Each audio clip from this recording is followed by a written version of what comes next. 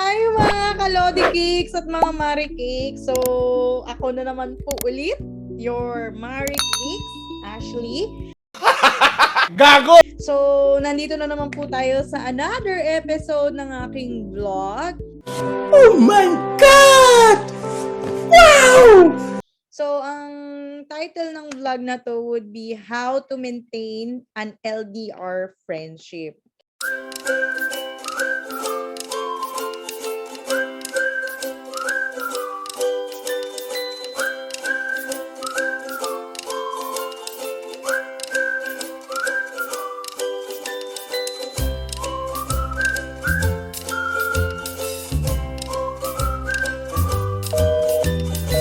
Okay? Siyempre, ang guest ko ulit for today ay walang kamatayan at nag-iisang si Shira. Hi, Shira! Okay. Thank you so Hi, much. Shira. Thank you so much. Kamusta naman yung yung feeling na na-invite ka ng impromptu dito sa vlog na ito? Siyempre, kailangan maging prepared.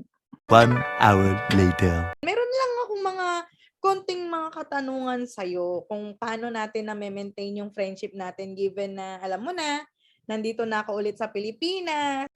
Damn! Kasi for some unforeseen circumstances, unforeseen yun. Pero it's a better opportunity kasi naman na yun. So, yun yung reason kung bakit ako napabalik talaga ng Manila. Pero hindi mo natin ibubulgar kung ano ba yung na yun, yung opportunity na yun. Siguro sa susunod na vlog na lang, guys. So, stay tuned sa mga ko dyan, mga subscribers ko dyan. Okay? So, ready ka na ba? Girl. Ready na, Ready. Okay. Yes, Ang una kong tanong, paano mo nasusustain or paano mo nakikip yung friendship mo sa akin? Ano yung mga ways na ginagawa mo para naman sa mga katulad natin na may mga kaibigan din na LDR, ganyan. Syempre, lalo na ngayon, meron tayong time difference naman talaga, 'di ba? So, anong masasabi mo doon? First and foremost, nung umalis ka, nung nag-decide ka na umuwi ng Pinas kasi nga yun may better na opportunity na nag-aantay sa'yo. And mixed emotions siya, mixed emotions kasi malungkot kasi yun nga, saglit na panahon lang tayo nagkakilala pero alam mo yun, yung bonding nating dalawa kung paano tayo nag-click, alam mo yan? Alam mo yan, Kaya gusto kong mag-react ka. Wag kang parang kahoy dyan. Lagay ko na ba dito yung TikTok link natin, girl? Wag, Let's keep it private muna, So, going back, malungkot ako kasi yun nga, kailangan mong umalis for greener pasture. Ika nga, Charis. Pero hindi yun New Zealand, ha? Greener pasture na para sa career mo, Siyempre. Kailangan mong mag-level up pa. And yun yung binigay sa'yo ni God na opportunity. So, yun. Kaya yun yung dapat i-grab mo. And then, yung pangalawang emotion is masaya. Kasi nga, napili mo na yung opportunity talaga na para sa'yo. Kung saan ka mag-grow pa, girl. As a person, as a human being, a beautiful human being. Dati kasi ako animal. Wow! Wow! So yun, mixed emotions siya. So, paano ko na-keep yung friendship natin kahit umuwi ka na ng Pinas? Dun sa question mo na yun. In reality talaga, 4 hours yung time difference ng Pinas sa UAE. So, mas advanced dyan sa Pinas ng 4 hours. So, basically, dyan ay gabi, dito ay umaga. Paki-insert nga yung kanta ni Buko dito. Jeremy Lim, baka naman. Hindi, te. Hindi, te. Magkabilang mundo. Yung buko, buhay ko.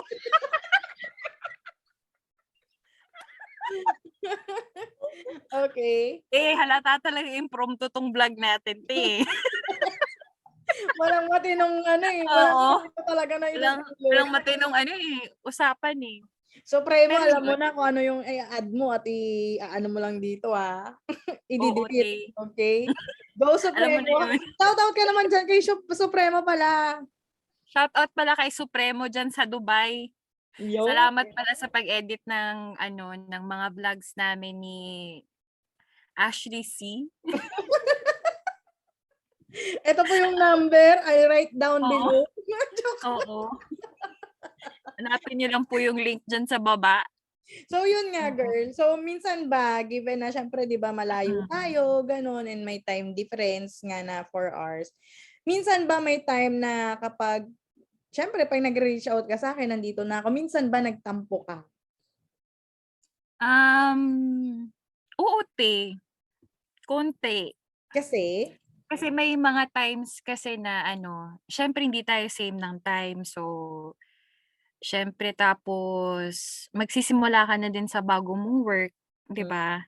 So may mga ginagawa ka ring mga bagay na importante din. So minsan naiiwan ako sa ere. So, Tsaka sa part ko naman, paano ka nagko-cope up sa ganun? te, mini-message lang kita na, uy, te, pansinin mo naman ako. Pag hindi ka na busy. Pero guys, alam nyo, eto disclaimer, si Ash talaga, siya, napaka-clingy niya na friendship. Mas clingy pa siya sa jowa nyo, guys. Mga Lodi kids. Kung alam nyo lang, kung magiging friendship nyo si Ashley, magiging siya, prepare yourself. Kasi mas magiging clingy pa siya sa jowa ninyo, guys. Ganun siya na kaibigan. Uy, baka isipin nila kung sa pagmamahal si ate girl. Uy, hindi, te. Clingy in a way naman na mabuti naman. Hindi naman yung clingy na te, na nakakasakal. Hindi naman ganun. Wow! Kaso Moira, baka naman Moira. So, So, yun. paki-add yung mga nila, background music nila, alam mo na. Ayun. So, ngayon, kapag ganon, usually, kapag ganon, anong ginagawa mo? Given na minsan nga, late ako mag-reply, ganyan. Kasi, may mga ginagawa rin ako. Paano mo siya tinatanggap?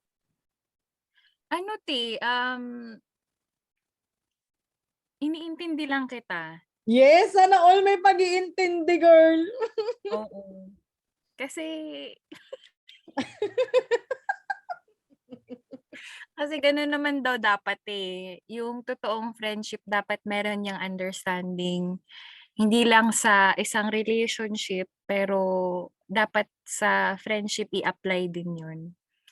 Kasi 'di ba iba-iba kasi tayo ng priorities sa buhay. So, meron talaga tayong parang top 1 na priority, top 2 na priority, top 3 gano'n. So, understanding lang talaga, yun yung importante at saka communication number 1. Yung. So, ikaw sa tingin mo, given na marami din sa ating mga kababayan din na mga kaibigan nila, nag-abroad din, syempre malayo kasi nag-transfer, anong ma-advise mo para sa kanila? Given na nasa same na position. Yung same naman sa akin kasi may din ako best friend din ako sa Pinas. So, hindi kami talaga shout out pala sa best friend ko, si Lyle Rose Chua. Charis. So, mag-hi ka naman sa kanya, te. Papakilala kita. Sana ma-meet kita soon, kahit video call lang. Hi. Oo, tapos ikakasal na siya next month. Uy, So, congratulations! Sana all kinakasal. Ayan mo ako din sa 2025 actor. Baka moment ko na yun. Madam Shoutout Auring ko pala Kate. dyan sa future husband ko. Wait, what? Supremo, i-edit mo to please. Advance to mag-isip eh. Wala pa kang jowa, Supremo, advance na. Kaya nga, shout out dyan sa future kong mapapangasawa. Hello. Ako nga pala yung future wife mo. Gago! Hope to see you soon. Wow. Continue. Wow. Tay, makikinig na lang ako. Anong advice mo, girl? Hindi kami nag-communicate talaga noon. So, like every day. Pero pag kami talaga, nag-chat sa isa't isa, talagang yung mahaba, parang MMK. Ganito, ganyan. So, yung advice ko sa mga viewers natin dyan ng mga Mary Cakes and Lodi Cakes, just keep the communication, consistent. Yun lang. Bakit kailangan ng consistency sa communication? Kasi yun yung way na hindi mapuputol yung connection ninyo sa isa't isa. Kung ano yung na-build up ninyo na friendship or bonding together, yun yung parang humihila sa inyo together. Para, uy, naalala ko tong kalokohan natin ni message ko nga yun. Share ko nga yung yung bagong ko sa buhay, ganap ko sa buhay. So, ganun lang, te. Number 1 yung communication talaga. So, yun lang. Yun, guys. So, sana nasagot ni Shira yung mga tanong nyo kung paano nagme-maintain ng friendship. So, technically, darating talaga yung time na okay kayo, magkakaaway kayo, pero by the end of the day, of course, always make sure na you communicate with one another para at least yung yung relationship nyo will still be as is. Ganon. So, last words, Shira, sa mga mga friendships dyan na naka-LDR. Kala ko sa relasyon lang may LDR, sa friendship din pala. Oo, te. Pero yun, hindi magiging barrier yun sa mga friendship na LDR. Kasi high touch na ngayon, te, 'di ba? So tulad ngayon, etong impromptu na mo, invitation mo, te, yung content mo ngayon sa vlog mo. Pero I'm very grateful kasi nakilala kita, Ash. Thank you so much. Thank you so for much. all the memories. Siyempre, alam mo na, hindi ko na sabihin yung yung message ko sa'yo dito kasi nasabi ko na. Kasi masyadong mahaba yun eh. Parang resibo. Haba yun. Ganon ka. Kuya, deal. Ganon. Ganon. So, dun sa mga dyan, sa mga friendships dyan na mga nangungulila sa kanilang mga friendships kasi malayo, keep on fighting, keep on communicating. Tandaan, hindi sa paglayo ang paraan para maging together pa rin ang pakiramdam. Yes, may ganon. Tama ba yung yung rhyme ko, girl? Parang may something wrong. Pero, yan. So, Wow. dyan sa mga friendships dyan. So, thank you sa lahat ng mga friendships. Hello, hello, hello. Lalo na dun sa mga, this oras ng gabi, tumatawag pa. Yan. So, keep those friendships talaga. Kasi, they'll be there for the rest of your lives. Okay? So, pag-away man, make sure lang na ayusin. Okay? So, yun lang naman, guys. So, keep on subscribing on my blog. Don't forget to like and subscribe. Comment down below if meron kayong mga gustong vlog na pagawa sa amin. Okay? So, yun lang naman, guys. Thank you so much for watching. Bye! Thank you. Thank you, guys. Bye. Keep safe.